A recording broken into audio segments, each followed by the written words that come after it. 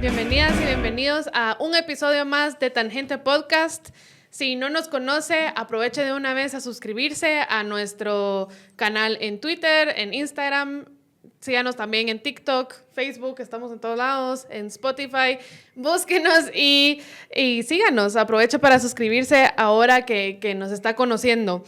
Y hoy vamos a hablar acerca de la encuesta más reciente que hay en Guatemala, que es esta encuesta de prensa libre. Aquí ya está la prensa en papel para quienes no nos miran en YouTube, sino nos escuchan en Spotify. Aquí ya nos están mostrando la prensa en físico, en papel.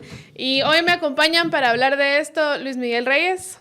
Hola, ¿qué tal? ¿Cómo están? Y José Javier Galvez. Hola Luismi, hola Lucy, ¿qué tal están? Pues bien, aquí yo creo que esta encuesta ha dado mucho de qué hablar. Esta es la encuesta, digo, no los resultados, sino la encuesta es lo que nos pone contentos en estos espacios, ¿verdad? Porque nos da de qué hablar. Sí, y nos da datos también. En programas anteriores hemos dicho varias veces como hagan encuestas, porque realmente lo único que teníamos hasta ahora era percepción, tracking, o hubo una encuesta digital, pero súper limitada para una población específica que era los lectores de un medio en específico.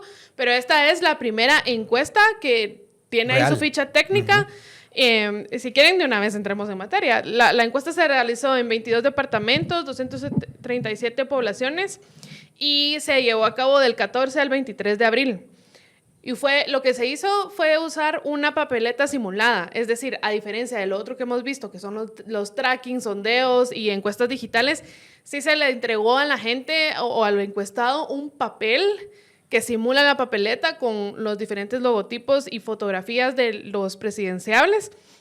La gente tenía que hacer su marca, ¿ya? Y así, y luego esto se contabiliza, ¿no?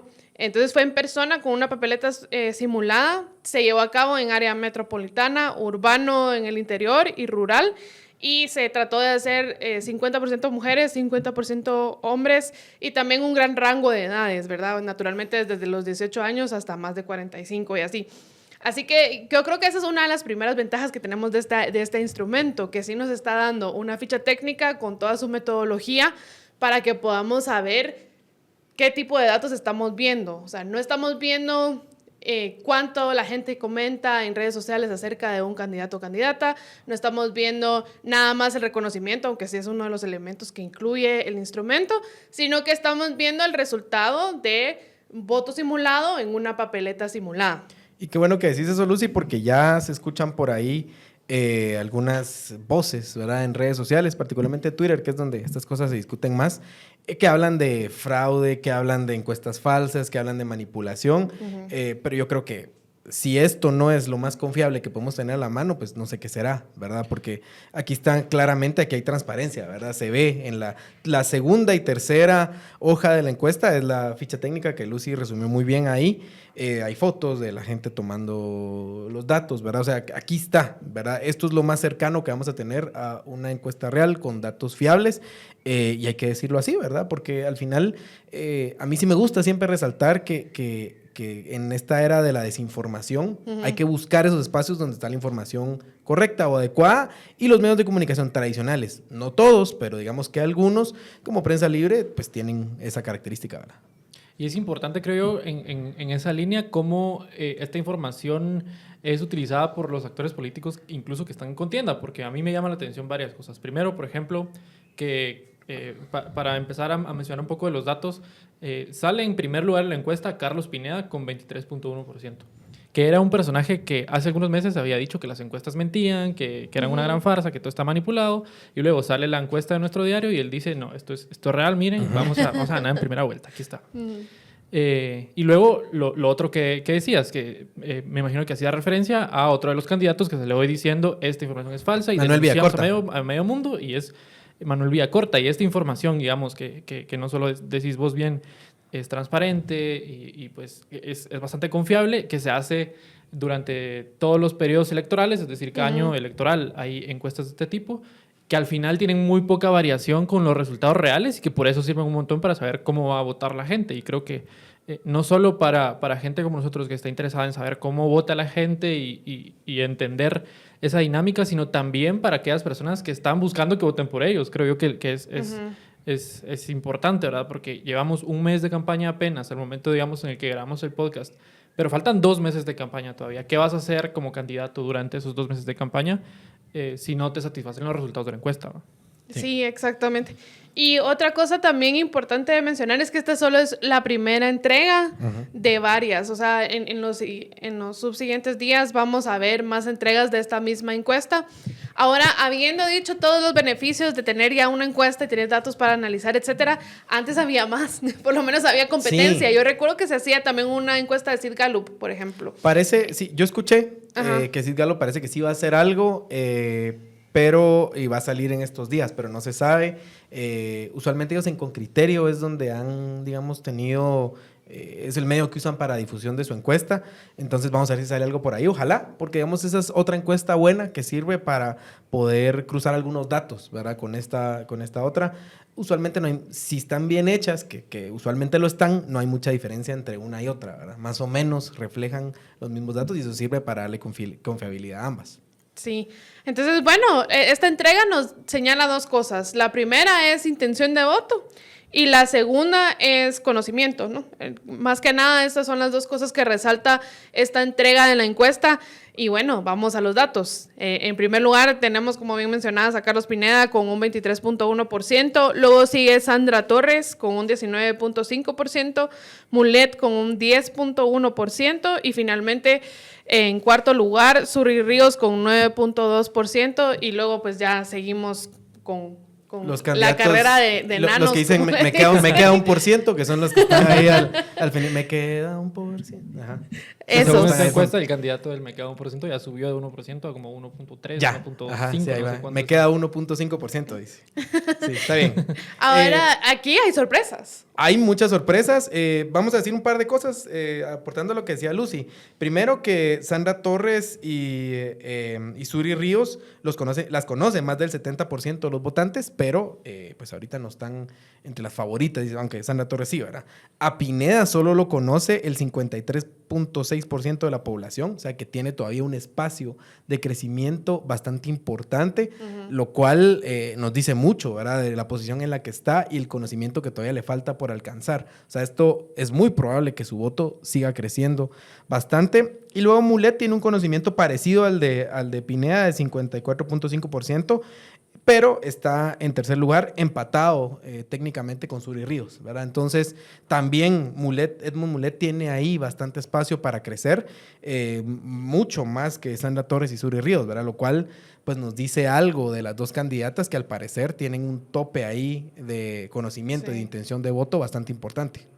¿Y creen ustedes que les ha jugado en contra a Sandra Torres y a Suri Ríos, por ejemplo, que son las candidatas más conocidas? ¿Creen que les ha jugado en contra lo que las conoce la gente? Por ejemplo, ¿qué tanto ha influido la gente de la que se rodea a Suri Ríos para que la intención de voto hacia ella disminuya? O sea, ¿qué tanto la gente tiene mucho rechazo, por ejemplo, a gente como Sandra Jovel, a Enrique Degenhardt, que la acompañan como candidatos a diputaciones en la intención de voto hacia ella? ¿Cómo lo ven ustedes? Pues, un poquito difícil de concluir eso porque no es como que se le pregunte por qué tiene esa visión del candidato. Lo que sí es, ahora que lo mencionabas, definitivamente tienen muy poco margen de crecimiento. Aquí en la encuesta decía, por ejemplo, Sandra Torres, la conoce un 99.5% de la población.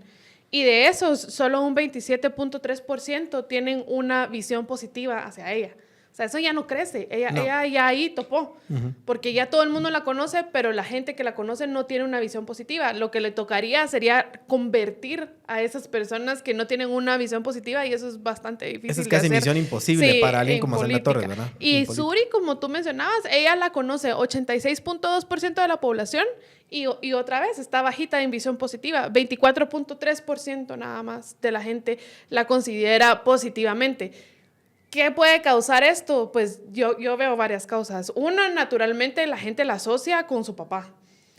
Y con el FRG. Y con el FRG y con el juez negro. Entonces, suponete, grupos de clase social media alta, etcétera, que recuerdan el Jueves Negro de una forma negativa, pues ahí los pierde a ellos, y que todavía asocian el FRG como izquierda, porque aunque tú no lo creas, en los 90s había gente que sobre todo por Tío, etcétera. Por el discurso antiélites que tenía por Tío, ¿verdad? Exacto, asociaban el FRG con la izquierda.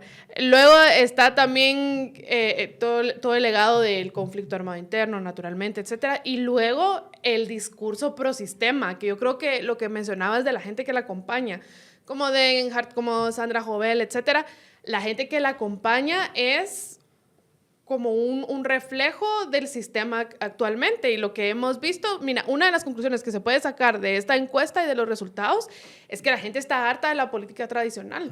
La gente ya perdió la esperanza en los políticos que estamos viendo ahorita y están lanzándose, pues quizá sin paracaídas por la opción que están eligiendo, ¿verdad? Pero están lanzándose por algo diferente. Y última cosa, antes de darte la palabra, Leslie, también si ves a Sammy Morales. Porque tú decías, bueno, Suri salió con la gente del gobierno de Jimmy Morales. Sammy Morales lo conoce 74.6% de la población y solo tiene 9.1% de la gente que dice que tiene una visión positiva de él. O sea, eso, si usamos a Sammy como un proxy de su hermano, digamos, y del gobierno de su hermano, ves que seguramente no le jugó a favor aliarse. Exacto. con Sammy Morales no puede repetir lo que hizo Jimmy, ¿verdad? Porque Jimmy también tenía alto nivel de conocimiento, porque ambos han estado por más de 15, 20 años en televisión nacional, todos los domingos, perdón, en horario prime time y demás. Entonces eso los hacía altamente conocidos, pero Jimmy en ese momento se puede presentar como el outsider, ¿verdad? Y sale victorioso, mientras que Sammy no lo puede repetir porque tiene ya la carga del gobierno de su hermano. Ahora, eso que decía Lucy, me parece súper interesante. Yo creo que aquí la constante, y ojo que este no es un fenómeno local, ¿verdad? La constante es el voto antisistema. El voto antisistema o el voto que está enojado con el sistema, pongámoslo así, es el que está poniendo presidentes. No es el caso solo de Guatemala, está pasando en toda América Latina, ¿verdad? Yo creo que ya no se puede hablar solo de que gana la izquierda o gana la derecha, sino que lo que está ganando, y es una constante en la mayoría de países, es que gana el voto antisistema. Y lo vemos así. En Chile fue ese el caso, ¿verdad? En Chile gana el voto antisistema. En Argentina, en próximas elecciones que van a tener el otro año, si no estoy mal, es probable que gane también el voto antisistema, que en el caso, digamos, son casos distintos, porque en el caso de Chile gana el voto de una izquierda un poco más radical, digamos, que le gana a la centroderecha que estaba ahí, ¿verdad? O a la concertación, si se quiere hablar así. El caso de Argentina, el kirchnerismo, ¿verdad? Probablemente va a caer también y va a ganar un voto antisistema, ¿verdad? Anti-kirchnerismo. Esa es la constante en América Latina, y Guatemala no es la excepción. O sea, lo que estamos viendo es que la persona que se presenta con un discurso antisistema, usando además medios alternativos, porque eso tal vez lo hablamos después, ¿verdad? Por cómo crece Carlos Pineda y de dónde viene, es la persona que logra ganar alto nivel de conocimiento, pero de intención de voto principalmente. Claro, yo en la mañana leía un paper de un politólogo que se llama Miguel Carreras y que hablaba justamente de los outsiders en las elecciones y cómo muchas veces lo problemático o lo cuestionado del sistema presidencialista es cómo los outsiders tienen una facilidad mayor para ganar elecciones cuando la gente está tan enojada con el sistema, pero cómo en los sistemas que son de partidos débiles como el nuestro, tienen desventajas muy grandes, como que, por ejemplo, suelen poner en algunos casos, yo no lo veo tan claro en el caso de Carlos Pineda, pero en algunos casos que ponen en su gabinete a personas muy, muy técnicas con muy poca experiencia política, y digo que no lo veo tan claro porque no conozco, o sea, si él no tiene el perfil de técnico, no sé qué gente tan técnica podría poner a su alrededor, pero en general las condiciones que sí veo similares es que tienen poca capacidad para articular con sectores que ya están dentro del sistema. Tradicionales. Sobre todo por lo que les beneficia ese soy antisistema y ese no voy a negociar con el sistema, y cómo esta configuración podría modificar las condiciones bajo las que jugamos. Digamos, hay candidatos que están hablando de si continuarían o no con Consuelo Porras al frente del Ministerio Público, por ejemplo, que es algo que dijo Bernardo Arévalo. Yo me pregunto qué pasaría en una virtual victoria de Carlos Pineda, tanto en los círculos del gabinete como en los círculos de otros funcionarios cuyas elecciones están relacionadas con él, y sobre todo, por ejemplo, en temas como la elección de magistrados, por ejemplo. Ajá. Sí, y creo que es un cuestionamiento válido el que tú te planteas y creo que es algo que todos los ciudadanos guatemaltecos se deben de estar planteando ahorita. ¿Qué nos espera si este escenario se llegara a ser real? Porque él no ha hablado nada de ministerios, etcétera. Tú lo dijiste, él no tiene un perfil técnico, no tiene conocimiento, incluso hace alarde de tal cosa. Pero encima de todo, tampoco tiene una estructura en su partido de la que se pueda, digamos, de la que pueda armar. Exactamente, porque ese partido ni siquiera es un partido donde él se haya formado. O sea, ese partido ya existía, ese partido iba a lanzar a Tony Maluf, ya no lo lanzó. ¿Qué hay adentro de ese partido? No lo sabemos. Hay cuadros técnicos de donde él pueda seleccionar ministros posiblemente. Tampoco lo creo. Y yo creo que ahí es donde está el peligro, porque sí, está bien, estamos hartos del sistema, no queremos el sistema como está, pero eso no quiere decir que nos entreguemos a, como dicen los gringos, un loose cannon. O sea, realmente estás tirando una bala perdida ahí. En parte, o sea, entiendo el beneficio de que es una persona que no tiene poder concentrado, como por ejemplo hubiera sido el caso de una Suri Ríos, digamos, que ella sí tiene concentración del poder y tiene poder sobre cortes y magistrados, etcétera, tiene poder en el Congreso y tendría el poder ejecutivo si llegara a quedar electa. Un escenario más o menos similar, pero no tan fuerte, de Sandra Torres, por ejemplo. Pero digamos, sí, está bien que no tenga tanto poder y que haya desconcentración de poder, que sea diferente, pero ¿y qué hacemos con el gobierno? O sea, ¿cómo va a gobernar? ¿Qué va a hacer con las cosas que son importantes y que no pueden quedarse quietas y que no pasan solo por inercia?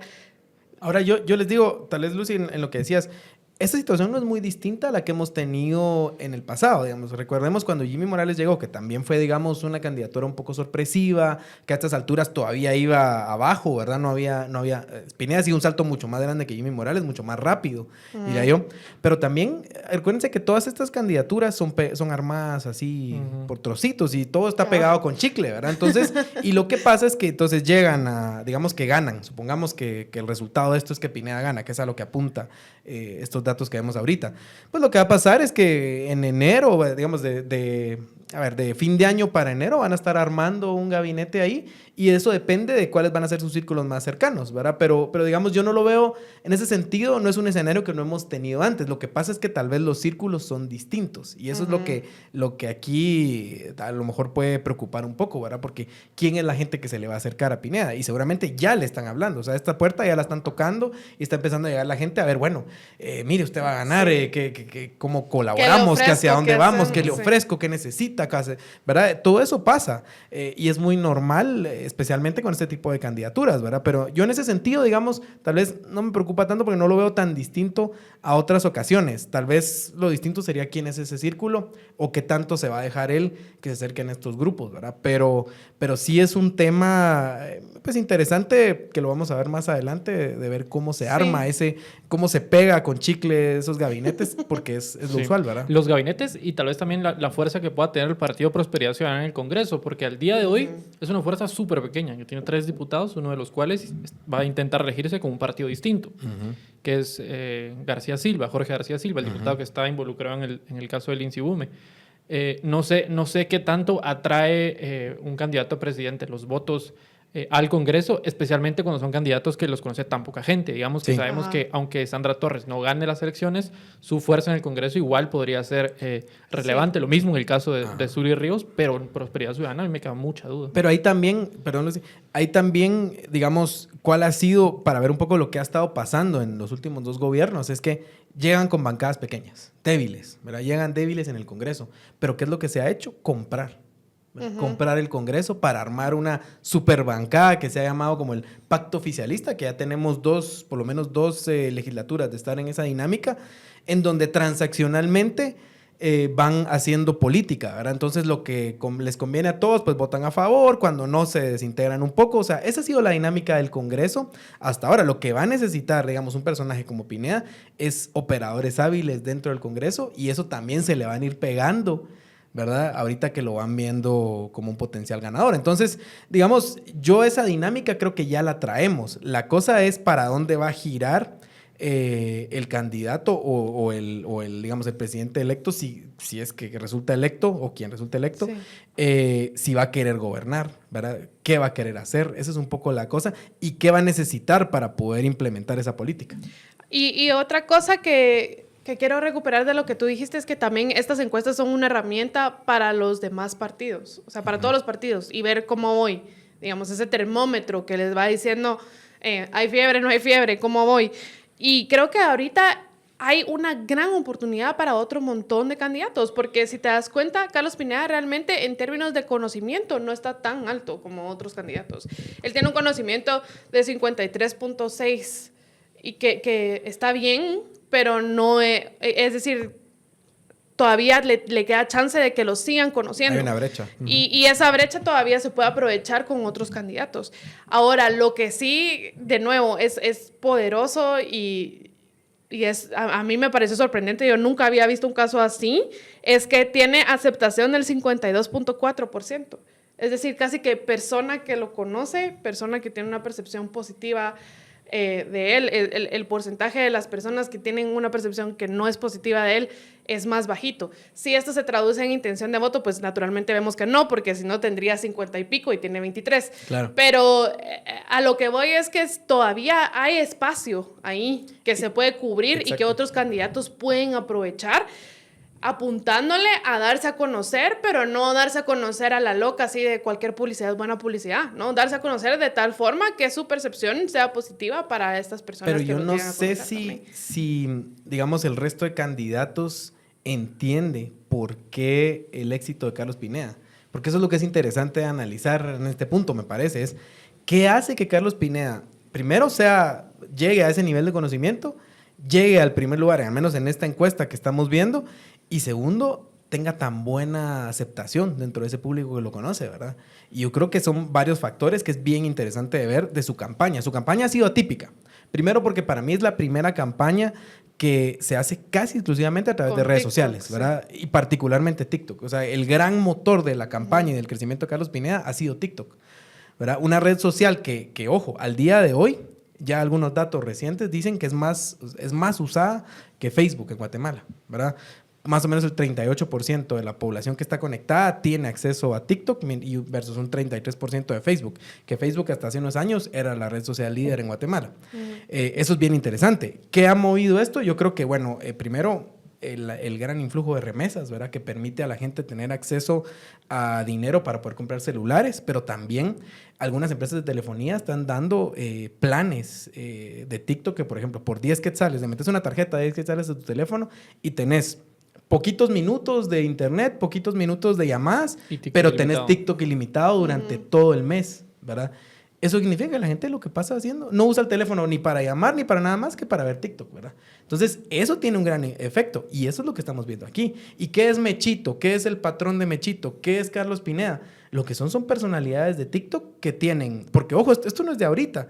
O sea, tal vez lo que pasa es que no lo estábamos viendo, pero hay un gran público que está ahí viéndolos a ellos desde hace más de, tal vez de 2 años o año y medio, que está pendiente de lo que estas personalidades de TikTok está haciendo, que se siente identificado con ese mensaje campechano, cercano. Es cierto, yo me bajo de mi helicóptero, pero cuando me bajo de mi helicóptero me como una tostada ahí en donde esté y le hablo a la gente así como la gente habla, ¿verdad?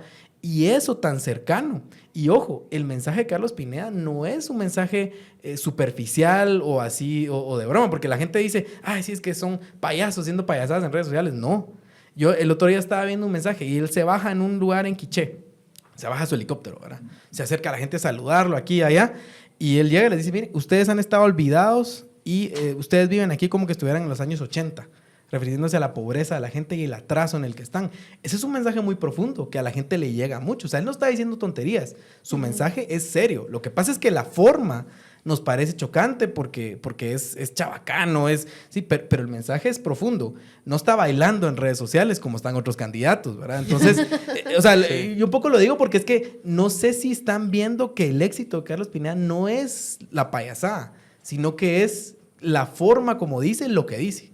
Y eso es bien relevante, creo, porque en lo que hablábamos de la brecha que existe entre los candidatos que no son tan conocidos y él, o los candidatos que ya toparon. Ajá. Que ya toparon, por ejemplo, o incluso en los que ya toparon con el conocimiento que pueda tener la gente de ellos en Internet.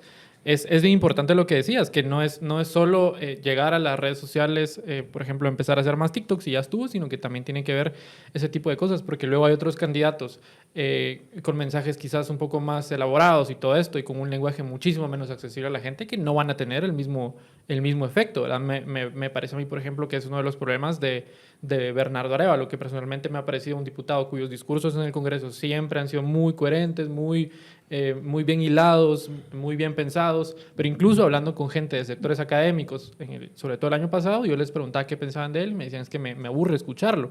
No digamos a sectores que no son académicos, que son mucho más cercanos a otro tipo de gente joven, por ejemplo, gente, no sé, campesinos, que al escuchar estos mensajes, pues el resultado no va a ser, el efecto no va a ser para nada el mismo. Y ahí quería mencionar yo lo que tú decías justamente de Mechito, que a mí pues me entristece profundamente cómo lo han utilizado él, ¿verdad? Para una campaña política, pero al final el efecto que ha tenido es justamente lo que ellos quieren. Muy poquita gente los conoce, como decía Lucy, pero de esa poquita gente que los conoce, un montón los quiere, pues.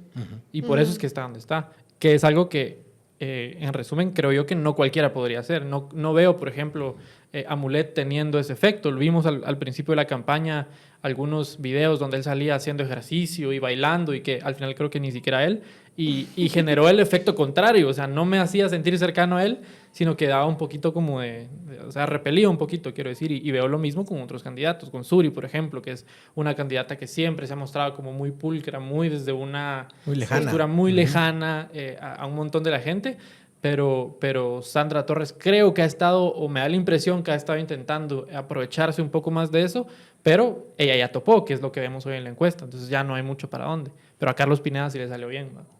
Sí, y quiero retomar lo que hablabas de TikTok para hablar del rol de los medios de comunicación ahora en las elecciones. Porque tradicionalmente el rol que tenía la televisión abierta a la hora de las elecciones era fundamental. Y era esencial para lograr ganar una elección, pues ir y hacer tu entrevista, tu foro en televisión abierta, lograr que televisión abierta cubriera tus giras, etcétera. Eso era esencial. Y ojo, Lucy, para ganar. eso que decís, Dale. Los candidatos viajaban a Miami a tocar la puerta del dueño de los medios tradicionales para que les dieran espacio durante la elección. O sea, a ese nivel llegaba el control y el poder que tenían los medios tradicionales. ¿Verdad? Imagínate. Y ahora eso, pues ya no. Se acabó.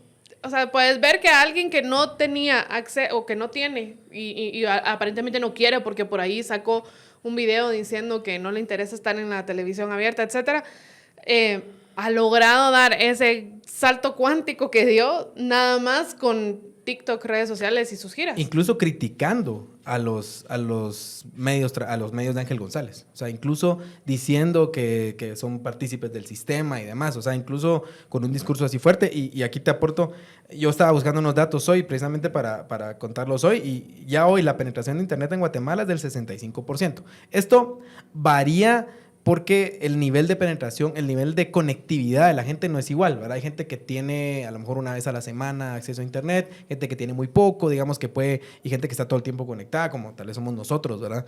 Y de eso hay 5 millones de usuarios de TikTok en Guatemala. Somos el país con más usuarios en Centroamérica, lo cual es bien interesante, ¿verdad? Ya TikTok se ha convertido en el principal motor de búsquedas. Eso es bien interesante también, porque mucha gente, en lugar de ir a buscar a Google, por ejemplo, busca en TikTok si quiere enterarse de algo. O sea, si dice, por ejemplo, quiero saber algo sobre, no sé, sobre un partido de fútbol, lo que sea, buscan en TikTok y ahí le salen pues, analistas, gente que produce contenido y demás. Eso sí, contenido de cualquier tipo, ¿verdad? De cualquier calidad. Pero ahí está. O sea, este es el espacio donde se está haciendo política hoy. Y no mucha gente lo vio. Que sí. Es interesante. Y yo creo que ahí queda la tarea pendiente para todos los demás candidatos. La verdad es que es frustrante. Yo no sé si ustedes están con la misma sensación que yo, pero es frustrante ver cómo, habiendo esa ventana de oportunidad de darle la espalda a la política tradicional, darle la espalda al status quo tan terrible en el que estamos metidos ahorita, la opción que vaya ganando sea una opción de alguien que no se le ve la preparación. O sea, uno pensaría, esta era la oportunidad ideal para que alguien que sí esté bien preparado, que sí sepa de políticas públicas, que sí quiera ir a gobernar, porque lo que tú decís, ¿verdad? Quizá lo que se ve ahorita es que Carlos Pineda está muy enfocado en ganar una campaña política, pero no está muy enfocado en gobernar. Capaz que va a llegar y siendo presidente el primer día, bueno, ¿y ahora qué? ¿No? Y eso es un poco frustrante porque uno pensaría, Guatemala se merece más. O sea, los guatemaltecos estamos enfrentando problemas bien serios, bien importantes a los que hay que ponerle atención y ese es el resultado del desencanto que tenemos de la política. Pero hay que tomarlo como una lección, ¿no creen ustedes? O sea, al final, esas fuerzas, digamos, reformistas, ahí, esas mentes, digamos, que están en ciertos partidos pequeños y aquí que tienen interés en reformar para bien el país, tienen que ver que no se puede hacer política solo subidos en un púlpito, ¿verdad? O sea, no se vale solo estar predicando en Twitter, por ejemplo, o solo estar, digamos, en ciertos espacios que son muy de nicho, ¿verdad? Hay que salir de eso y conocer cuál es el país, ¿verdad? En qué país se está haciendo política. Y eso es lo que alguien como Carlos Pineda entiende bien. Yo no sé si él sabe del Estado y si él sabe de todas estas cosas, pero sí sabe, sí conoce a la gente, ¿verdad? O sea, parece que tiene olfato para conocer a quién le está hablando, cómo hablarle a ese público y qué cosas le llegan, ¿verdad? Y ese es digamos, la fuerza que tiene una campaña como esta y que el resto de candidatos no lo entendieron o lo entendieron muy tarde. Y entonces creo que ahí hay una lección para la gente que quiere hacer política. Y ojo, hoy estamos hablando de un candidato hecho en TikTok, hoy, 2023. ¿Qué va a pasar dentro de 4 años, verdad? Que la conectividad va a avanzar aún más, que el internet se va a hacer más barato, que más gente va a tener celulares. O sea, esto solo va a estar exponenciado, ¿verdad? Sí, ay, perdón, solo rapidito. Y otra lección, porque tú dices una lección que es ponerle atención a cómo se está haciendo la política ahora y acercarse y no hacerlo desde el púlpito, etcétera. Y yo creo que otra lección también importante es no abandonar la política. Porque esto es el resultado de haber dejado huérfana la política por tantos años. Tanta gente que dice, ay, no, es que si estoy en política solo me ensucio, si estoy en política eso es equivalente de corrupción, eso es equivalente de lo que sea. Y ese abandono deja las sillas vacías, pero las sillas no se quedan vacías mucho tiempo. O sea, alguien va a llegar y va a ocupar esos espacios. Yo ahí tengo dos comentarios. Primero, con lo que decías, que creo que esa ventana de oportunidad es bien importante ponerle atención porque yo soy muy reacio a creer lo que la gente siempre dice, es que no, es que somos estúpidos para votar, que siempre votamos igual, y culpar como a una masa imaginaria que es culpa de la gente que siempre votemos mal, cuando en realidad lo que pasa y es verdad es que el costo de estar informado políticamente es muy, muy alto y el acceso para nosotros es bien fácil, pero para la gran mayoría de la gente de este país es muy, muy, muy caro estar informado políticamente. No me importa si no han elegido magistrados de la Corte Suprema de Justicia, si lo único de lo que tengo que preocuparme es que le voy a dar de comer a mis hijos hoy, que es lo que le pasa a una gran cantidad de la población. Y entonces, si pasan esas dos cosas, gente que no tiene la facilidad de informarse o de educarse políticamente, pero que cada vez más está teniendo acceso a redes sociales y esos espacios como de entretenimiento, y esos espacios son aprovechados por la gente incorrecta, van a seguir pasando este tipo de cosas. Y luego, no me acuerdo qué era lo que iba a decir de segundo.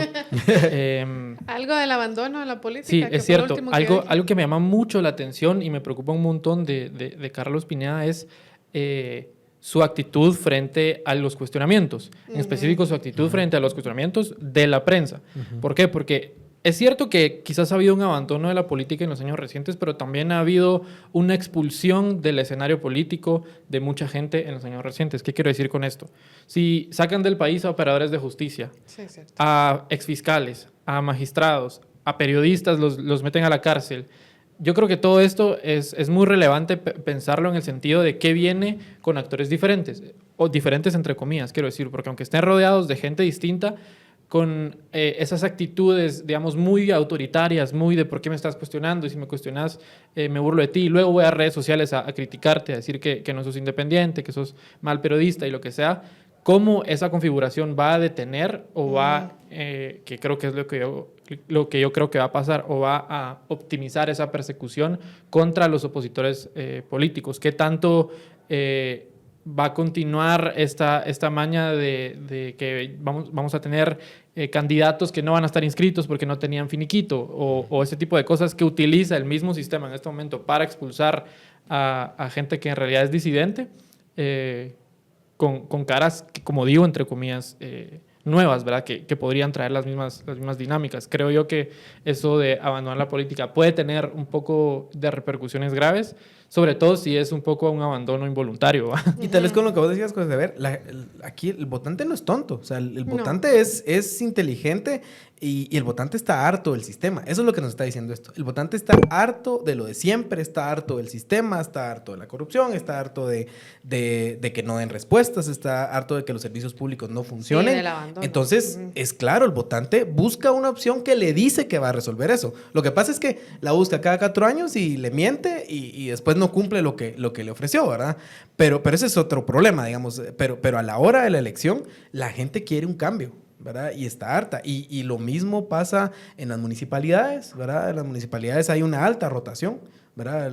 Siempre, digamos, estamos viendo que solo como el 30% se reeligen, el resto, 70% no se reeligen, porque la gente lo que quiere es un cambio, algo distinto, ¿verdad? Lo que pasa es que el sistema a veces no se lo ofrece, y eso es otra cuestión, y peor si el sistema además está trucado, ¿verdad? Está trucado para que ciertas candidaturas no logren pasar o se caigan, entonces ahí hay otro problema. Pero yo creo que sí hay que ponerle atención a que la gente quiere cambios. Y ojo, porque también ese enojo contra el sistema que se va acumulando de un sistema que cambia pero no resuelve, también da espacio a movimientos radicales, ¿verdad? Y eso se ha visto en muchísimos países y es un peligro que está ahí latente. Yo no sé si es esto, yo no sé si es algo que viene después, pero este es un horno, digamos, o una olla de presión que está acumulando enojo, y que un día estalla y a veces las cosas se van para peor, ¿verdad? Entonces hay que tener cuidado y ponerle ojo a lo que está pasando. Sí, porque al final la gente busca cómo resolver. Exacto. O sea, si pasas años en esta doble tributación en que no solo pagas impuestos, sino encima no recibís nada a cambio y entonces además lo tenés que pagar con el dinero de tu bolsa, digamos, y con esto me refiero a la gente que ya no puede mandar a sus hijos a una escuela pública porque las escuelas públicas están en malas condiciones y entonces tiene que pagar, pues, algún colegio privado que quizá no sea el más caro o el mejor, pero por lo menos es mejor que la escuela pública y eso ya implica un sacrificio enorme. Lo mismo con el transporte, por ejemplo, estás pagando tus impuestos, pero luego querés ir a tu trabajo y conducirte y no hay cómo llegar y entonces tenés que pagar taxi, pagar Uber, etcétera, porque no hay buses, no hay transporte colectivo y así nos podemos ir con 1000 ejemplos de cómo esos servicios públicos no están llegando a pesar de que la gente sigue pagando sus impuestos, ¿no? Aunque sea el IVA, pues digamos, porque si dicen, bueno, pero la gente no paga impuestos sobre la renta, etcétera. Bueno, al menos el que pagan en el IVA.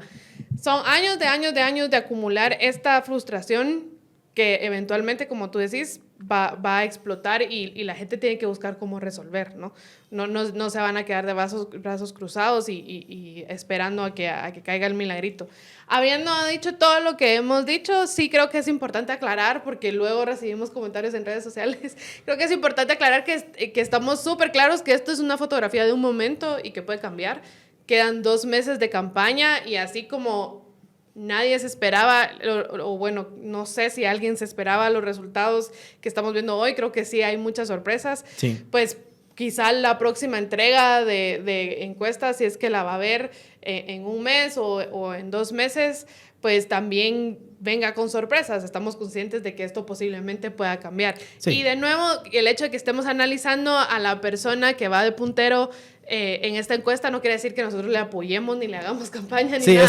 Simplemente estamos tratando de analizar los resultados de la encuesta y hablando de este surgimiento como un fenómeno que hay. Y tratamos de país. Apoyarnos en datos que son confiables o que, ¿verdad?, que se entiende que son confiables para poder hacer estos análisis, que creo que es lo importante. Pero volviendo a lo otro que hablábamos, hay un tema, digamos, que con las candidatas que antes eran las punteras y hoy parece que van bajando. Era el caso de Suri Ríos, Sandra Torres. ese triunfalismo que se veía, digamos, como en redes sociales, en ciertos espacios, sobre que ya habían ganado, ¿verdad? Y que lo hacían además como candidatas pro sistema, o sea, apoyando al sistema. Como, habían sido, digamos, durante 4 años, no hicieron nada de oposición, ¿verdad? Incapaces de darle una crítica al oficialismo, más bien apoyándolo con sus votos en el Congreso y demás. Y hoy vemos que la población les está pasando factura por eso mismo, ¿verdad? Entonces, de nuevo, insisto con lo que decía antes, ¿verdad? Pero aquí lo que está ganando es el voto antisistema, ¿verdad? O sea, aquí lo que se está viendo es que la gente quiere un cambio del sistema porque está cansada de que este sistema no resuelva. Y a lo mejor se va a elegir algo que tampoco va a resolver, ¿verdad? Y entonces dentro de 4 años va a querer otro cambio del sistema. Pero lo que está claro es que el sistema está cansando a la gente. Sí, y ahí otra vez tengo 2 comentarios. Hoy sí les prometo que no se me olvidan. Uno es sobre Suri Ríos y uno sobre Sandra Torres, en ese mismo sentido de lo que estaba diciendo Luismi sobre Suri Ríos, que esto que decís del triunfalismo de ella y que la gente en redes sociales dice que desde junio ella ya estaba repartiendo puestos en el gabinete y todo esto, ese talante de yo aquí ya soy la ganadora no es nuevo. No. Y no solo no es nuevo, sino que le pasó también a su papá. Y él ya se creía ganador de unas elecciones en las que al final perdió. Y creo que eso es lo que estábamos viendo en los datos que leemos de hoy. Y luego de Sandra Torres, algo que les comentaba a Luismi y a Lucy fuera de los micrófonos, yo preguntaba en un grupo en la mañana qué tanto varían los datos de estas encuestas con los datos finales, y me decían que en realidad muy, muy poco. Quiero decir, con el voto real, pero, y aquí le agradezco a Pablo Rosal, un amigo de él estudia en la Universidad Francisco Marroquín, y él sacó los datos de cómo se comportan las encuestas relacionadas con el voto real, y lo que reveló es que para todos los candidatos era muy, muy cercana el número que mostraban las encuestas con el número de votos reales, excepto para Sandra Torres, que siempre las encuestas la subestimaban un poco. Pero luego de eso yo pensaba, y esto pues obviamente es una lectura muy somera de la encuesta y de estos datos que me trasladaba a él, si las encuestas subestimaran a Sandra Torres y ella lograra llegar a una segunda vuelta enfrentándose a Carlos Pineda en una virtual segunda vuelta, yo creo que ahí el resultado es bastante claro, ¿verdad? Sí. Y creo es que lo mejor que le puede pasar a Sandra Carlos Torres es la Pineda. hacedora de reyes, ¿verdad? Sí. Que le dicen el famoso chiste que se hacía la elección pasada, que si Sandra Torres compite con este vaso de agua, este pocillo de agua, gana el pocillo de agua, ¿verdad? O sea, Sandra Torres en una segunda vuelta siempre, al menos le ha pasado en las últimas elecciones, se cae completamente y gana quien compita contra ella, aunque esa persona sea malísimo candidato, aunque esa persona le gane por poco porque no logra levantar mucho, ¿verdad? Recordate la vez pasada, Yamatei iba cuarto lugar. Sí. Iba cuarto lugar. Y ganó porque sacaron candidatos y porque le tocó contra Sandra Torres. Y ya. Pero no es... O sea, imagínate si el cuarto puede ganar contra Sandra Torres. Sí, esa es a eso vamos, ¿verdad? Todos están apuntándole a pasar una segunda vuelta con Sandra Torres porque quien pase segunda vuelta con Sandra Torres sabe que gana, ¿verdad? Ahí no hay mucho pierde. Y si las cosas siguen como están, pues parece que ese es el escenario al que vamos, ¿verdad? Porque si hay una diferencia, digamos, bastante grande entre el tercer lugar. Digamos, Edmond Mulet está empatado con Suri Ríos. Él tiene 10.1 y Suri Ríos 9.2. Pero la diferencia con Sandra Torres, pues sí es de 9 puntos, ¿verdad? Entonces, lo que decíamos, Edmond Mulet todavía tiene un trecho que puede crecer en conocimiento y en intención de voto, pero a ver si le alcanza, ¿verdad? Necesita una campaña más fuerte y también creo que necesita subirle al discurso antisistema, si quiere. O sea, ya ahí la elección está, ¿verdad? La cosa es que le alcance. Porque también recordemos que Edmond Mulet venía con ese discurso. Creo yo que él venía, digamos, en ese camino, pero a medio camino pues le cortan las alas, ¿verdad? Con las denuncias y demás. Y lo bajan un poco de ese caballo. De hecho, él, ya lo hemos dicho aquí, ¿verdad? Que en una entrevista en Emisoras Unidas viene y dice, miren, yo hoy vengo con mordaza porque no me dejan hablar, ¿verdad? Y es cierto. Y parece que sí eso le costó un poco, ¿verdad? Porque venía, digamos, parecía que venía en buen camino y lo vemos que se queda ahí a ver si logra pues quitarse esa mordaza y salir y levantar un poco, porque sí, digamos, Sandra Torres ya no tiene para crecer más, el resto pueden crecer más, pero a ver si alcanza, porque hay poco tiempo, ¿verdad? Hay poco tiempo de campaña y pocos espacios para hacer campaña también, ¿verdad? Porque pues hay techos de campaña, no se puede gastar mucho dinero y luego pues ir a medios de comunicación y demás, pero sabemos que eso también tiene sus limitaciones, ¿verdad? Sí, y ahora hay otro tema del que yo quería hablar aparte de la encuesta, pero no sé si quieren, alguno se quedó con algo ahí en el tintero antes de cambiar de tema. Yo soy listo para dejar de hablar de Carlos Pineda. Entonces, lo otro que quería hablar es sobre esa decisión que intentaron tomar, porque ahora ya sabemos que no se logró, pero que intentaron tomar los partidos políticos de dejar fuera de la papeleta para diputados los nombres de los diputados a los que proclaman. Se hizo una votación entre los partidos políticos. La gran mayoría de partidos políticos votó a favor de ocultar los nombres. Solo algunos, pues, que tuvieron cierta dignidad, votaron en contra, y por un lapsus de algunos días estuvimos ante la realidad de posiblemente no leer los nombres de los candidatos a diputados en la papeleta a la hora de emitir el voto y ver nada más el logotipo. Entonces quiero saber qué opinión les merece esto. A mí me parece increíble, ¿verdad? Y hemos llegado al punto en el que los partidos saben que sus candidatos a diputados son tan malos que les da vergüenza que la gente lea sus nombres ahí, ¿verdad? Saben a quiénes llevan.